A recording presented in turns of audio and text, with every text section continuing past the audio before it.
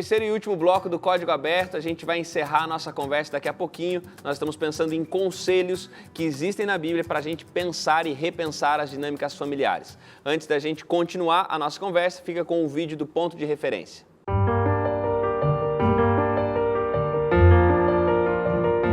Um dos temas preferidos pelo homem mais sábio do mundo, o rei Salomão, no livro de Provérbios, é o relacionamento familiar.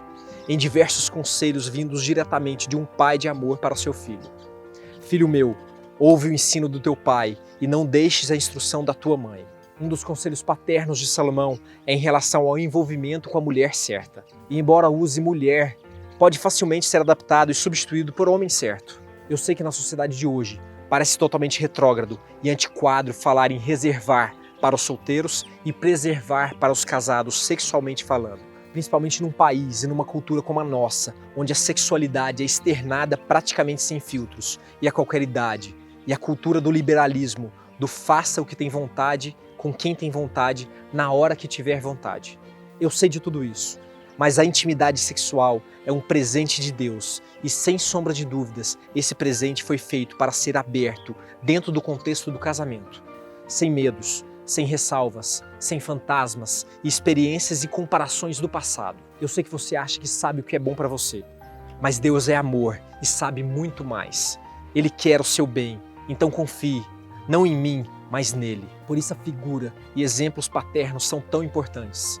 Porque o exemplo e caráter dos pais influenciam diretamente nas decisões dos filhos e suas escolhas. Como instruir ou mesmo disciplinar um filho se não se passa tempo com ele, se a educação é terceirizada ou se está a cargo da internet. A família deve ser a prioridade. E a maior demonstração de amor de um pai por seus filhos começa com amor à esposa, a fonte do amor. Mas mesmo num lar centrado no amor, às vezes a disciplina é necessária. Não como punição ou com um sentimento de raiva, mas como uma correção redentiva, como uma forma de guiar os filhos nos caminhos do Senhor. Todos temos natureza pecaminosa e mesmo nos primeiros anos os filhos devem ser guiados com paciência, exemplo, comunicação e relacionamento. E, em último caso, o uso da vara, em hebraico, shebet, como pastor celestial guiando o rebanho.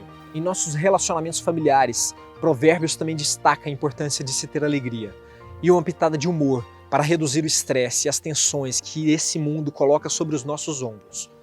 O coração alegre é bom remédio, mas ao mesmo tempo o humor não deve ser usado para minimizar, ignorar ou menosprezar o problema do outro. Há momentos para rir e para seriedade e atenção. E é interessante como Salomão começa e termina os seus provérbios exaltando a importância da esposa, da mulher. Nada mais atual, pois a mulher virtuosa é coroa para o seu marido. Ele apresenta as características de uma mulher virtuosa: compaixão, confiabilidade, fidelidade, bondade, diligência. Mas o resumo da virtuosidade no final do capítulo é temer ao Senhor. Você que achou uma mulher ou homem virtuoso, siga os conselhos de Salomão e cuide, ame e elogie, pois o amor ligado ao de Deus é indestrutível. Que a paz seja convosco. Antes da gente finalizar a nossa conversa e o Elber poder dar a contribuição que ficou engatilhada no final do segundo bloco, está aqui, né, prontinho para sair. Antes disso, a gente vai ouvir a última participação do Peterson e da Alice, que vão cantar o que para se despedir do Código Aberto? O amor de Jesus. Que ótimo. Deus abençoe vocês mais uma vez. Amém.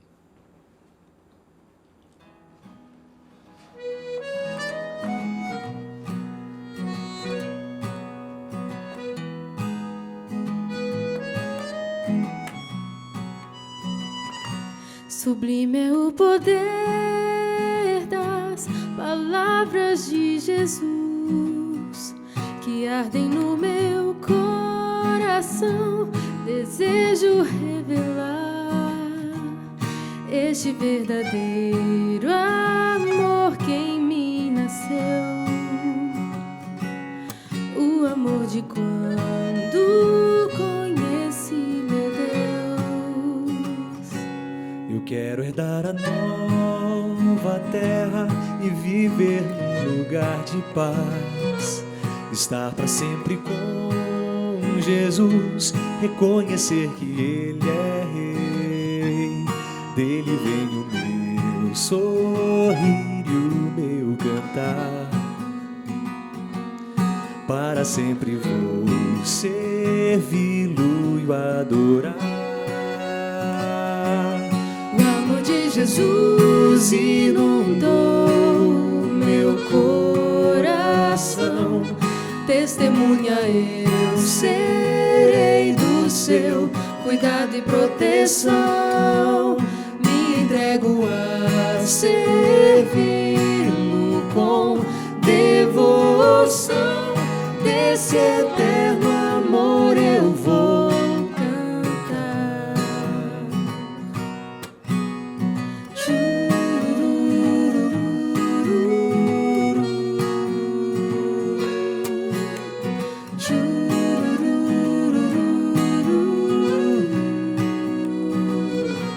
Eu quero herdar a nova terra e viver num lugar de paz.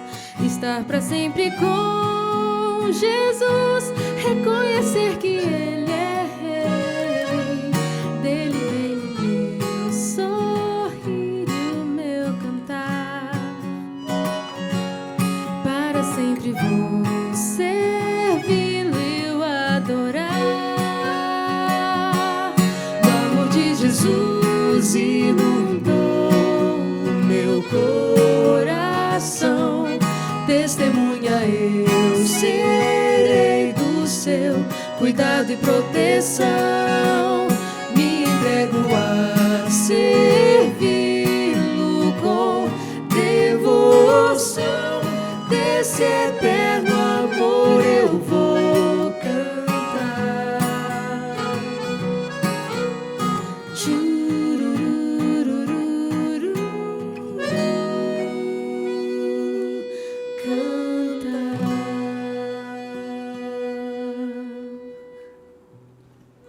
Amém. Deus te louvado mais uma vez. Obrigado pelas participações de vocês até aqui com a gente. Muito obrigado. Obrigada a vocês também pelo convite. A gente, quando olha para, né, ouve a música e tudo mais, a gente pensa que talvez esse seja a correção para todos os esquemas, né? Deixado, se o amor de Cristo estivesse entrando, tivesse todo o espaço que de fato ele tem direito de ter, as nossas relações estariam muito corrigidas, estariam funcionando muito melhor. Não estariam perfeitos porque a gente ainda continua nesse mundo, mas estariam muito melhores. Elber, você ficou com algo para ser dito. Estamos todos na expectativa de ouvir. Eu ia fazer um comentário que uma vez conversando com um amigo, ele estava comentando sobre terapia e tal, acompanhamento psicológico, e ele elogiou bastante e eu topei, nunca tinha ido, tinha curiosidade, queria muito entender um pouco mais. Cara, e aí, discutindo algumas coisas sobre infância, sobre papel de pai, de mãe, entender como isso reflete hoje no meu dia, na minha rotina e tal. Cara, ali eu senti uma responsabilidade em ser pai e mãe e de eu começar a perceber como alguns traços da minha educação eu trago hoje comigo e como isso é muito forte naquilo que eu entendo como certo ou errado e várias compreensões de mundo, todas talvez, cara, é uma responsabilidade muito forte. Eu percebi ali que ser pai e mãe, além de algo sensível, é a responsabilidade de você com aquela próxima família, sabe? E como você se prepara para isso? Como você se relaciona com o fato de tornar aquele indivíduo parte de você para possivelmente muito tempo da vida dele. É muito difícil de se desvincular daquilo que é proposto na primeira infância, daquilo que é proposto por pai e mãe. E quando a gente pensa nisso, acho que dá esse aumento, né, da responsabilidade e volta nisso, que eu acho que é um negócio que o pastor Felipe falou lá no começo, agora o Elber repete, que não é apenas um indivíduo, é um indivíduo que vai também dar continuidade, que vai ter a sua família, que talvez vai ter bebido de uma fonte em que lá na frente isso vai se refletir, né? Lá na frente nas suas próximas relações familiares, na escolha da pessoa que ele vai passar a vida e assim por diante. Eu assisti um filme muito bom. Acho que a Cabana, todo mundo já assistiu esse filme aqui. Se não assistiu, eu recomendo. É um filme muito bom. E ele fala sobre relações familiares. E ele mostra ali a relação difícil, né? De perdão e de aceitação que aquele filho tinha para com aquele pai. Porque aquele filho, quando criança, teve um pai muito abusivo, muito agressivo. e ele acabou enxergando Deus dessa forma, né? Como um ser muito, muito agressivo, como um ser muito abusivo, enfim. E é interessante que no decorrer do filme, eu não vou ficar dando spoiler, porque quem não assistiu eu recomendo que assista, porque é um filmaço mesmo, né? E num determinado momento ele encontra com uma pessoa que dentro da narrativa do filme representa a sabedoria. E a sabedoria tenta mostrar para aquele homem, agora um homem, né? Por que o pai o tratava da forma como tratava, né? E aí ali a sabedoria o leva a fazer uma reflexão e a entender que aquele pai havia sido abusado pelo seu avô, e aí provavelmente aquele avô havia sido abusado pelo bisavô, enfim. Então, dentro do contexto familiar, isso que você está falando é muito sério, porque quando duas pessoas se unem para formar uma nova família, são duas histórias de vida que estão se unindo e talvez a pessoa, quando ela vai se casar, ela não tem noção da profundidade que é a história da outra, ou vice-versa. E agora essa família decide ter um filho e agora tem a responsabilidade de criá-lo, talvez não nos mesmos moldes ou parâmetros que foi a sua própria criação. Então você percebe como que esse contexto de família, realmente Deus criou esse negócio todo esse mecanismo, todo esse sistema, para tentar mostrar, né, como que nós precisamos, né, de ajuda para poder entender o outro, se relacionar com o outro, aceitar o outro, perdoar o outro.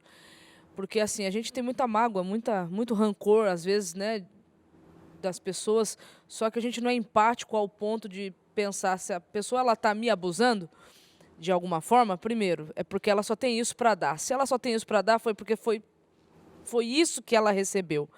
E agora, será que eu devolvo para ela o que ela já está acostumada a receber, ou será que eu tento ser uma pessoa melhor do que eu mesmo tenho sido até aqui, para oferecer para a pessoa algo diferente que ela não tem ainda? E eu acho que esse é o ponto de onde a gente percebe que houve uma maturidade ou teve algum efeito na terapia. Ok, você entende o que os seus pais fizeram, você entende o que você passou, por que você é assim, mas aí você entende, você começa a traçar novos planos. Tá, eu sei disso, e agora? O que eu vou fazer com isso? E aí você leva uma vida tentando ser independente daquilo que passou. Não é. Você vai levar isso para sempre, mas você saber, ok, os meus pais fizeram o melhor que eles podiam fazer, os meus avós também, e esse é o ponto de maturidade. E eu acho interessante a gente, né, pensar sobre essas coisas e, assim, pensar sobre paternidade, maternidade. A gente vai voltar a isso daqui algumas lições, a gente vai ter um encontro para ainda conversar um pouquinho mais sobre isso, mas eu queria, só para a gente também, já caminhando para o final, tem mais algumas coisas também que vale a pena a gente pensar a respeito da vida familiar. E um detalhe que o guia trouxe, que eu achei muito bacana, foi de um ambiente familiar onde um ambiente que não seja só negativo, um ambiente familiar onde não haja só reclamação, um ambiente onde exista leveza de alguma maneira, né? E isso parece um negócio tão simples, mas quão determinante é para a vida familiar, né? Parece que quem vive reclamando puxa os outros para baixo, né? Algumas pessoas usam a expressão assim, rouba a energia, né? Mas você ficar do lado de alguém que só sabe reclamar, tá chovendo, ai que coisa ruim, tá fazendo sol, ai que calor, tá nublado, cadê o sol? E a pessoa não consegue ver nada de bom nas coisas, né? E aí, da outra forma, a gente encontra gente que consegue ver alguma coisa boa até nas coisas ruins, né? Então, eu acho que o convite da Bíblia nesse ponto, e a gente pode ler depois lá em Provérbios 21, 9, 19, o convite da Bíblia é você sempre tentar ver o lado bom das coisas, o lado bom das coisas. Sempre tem alguma coisa boa. É lógico que não dá para você sempre pensar, e eu gosto da expressão que eu ouvi de uma psicóloga, não é pensar positivo sempre, é pensar corretamente. Porque, por exemplo, você perdeu seu pai, teve um acidente, perdeu seu pai. Dá para pensar positivo naquela hora? Difícil, mas dá para você pensar corretamente. Eu estou com a morte diante de mim, mas eu não vou deixar isso me envolver. Então, essa parte de não viver uma vida de reclamação, cara, isso é... Todo mundo aqui tem uma vida familiar, seja como filho, como pai, como marido, como esposa. Se você vive dentro de uma casa onde só tem reclamação, a vontade que você tem de voltar para lá é zero no fim do dia. E mais a reclamação, a forma de falar, né? Tem um negócio que eu nem sei de onde veio, não é muito dos meus pais, mas é uma característica muito forte minha, que é compromisso de horário. Eu tenho assim um negócio muito forte com horário, então eu preciso estar nos lugares 5 minutos antes, e é muito forte para mim. E isso eu trago comigo.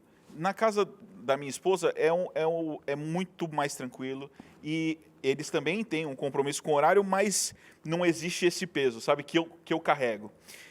E assim que eu casei, na hora que eu percebi o quanto isso pesava o ambiente, eu falei, puxa, mas é um negócio tão positivo, e a forma com que eu estou tratando isso, e não a reclamação em si, mas a forma dá uma pesada, dá uma roubada na energia. Então, quem sabe, é a forma de falar, e a gente tem essa sensibilidade de trocar algo positivo se tornando ruim, e com uma pequena mudança Fica só positivo, né? Pontos positivos. Exato. Eu quero terminar esse programa pensando, para você que está em casa, no seguinte, que a gente está falando aqui desses conselhos, e pode ser que você está olhando para a sua vida, você que já tem a sua família e tudo mais, está olhando para a sua vida e fala, talvez perdi o time de seguir essas coisas. Talvez você já está no momento da vida que a família se constituiu, em que perdeu o time de corrigir os filhos, já não tem mais como discipliná-los. Talvez você está no momento em que esses conselhos bíblicos talvez já não cabem mais na sua experiência familiar. Nesse caso, uma coisa bem importante é lembrar que Deus é soberano sobre todas as circunstâncias, e esse Deus é um Deus que trabalha restaurando pessoas, famílias, casamento. Deus trabalha com restauração, e Ele pode restaurar inclusive esse tempo que a gente perdeu, talvez que já passou. E no caso de você que olha para a sua vida e está pensando no futuro, como é que vai ser a minha família?